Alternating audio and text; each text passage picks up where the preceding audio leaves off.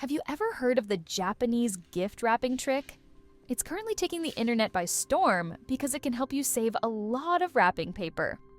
Here's how it works. As you can see, when I place the gift on the paper and wrap it the usual way, the paper is too small and there's still empty space in the middle. But with the Japanese trick, that won't happen anymore.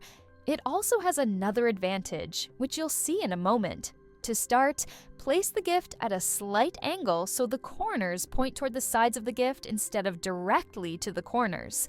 Then pull both corners over once.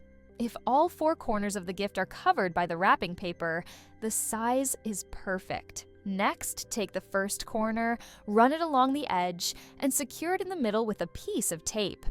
Gently press one side inward and pull the next corner up, making sure it lines up perfectly flush with the side of the gift. You can still make small adjustments by pressing the paper inward or pulling it outward. Keep doing this until both sides are perfectly flush. Then run along the edge again and secure it with another piece of tape. Now turn the gift and grab the next corner.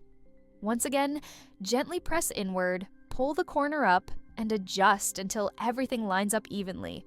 Run along the edge and secure it with a small piece of tape. There's only one side left.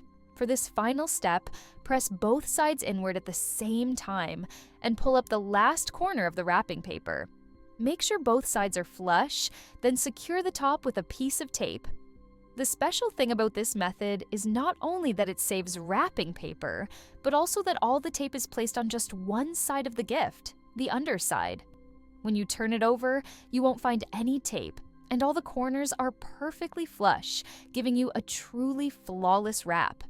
Thumbs up and subscribe for more videos like this.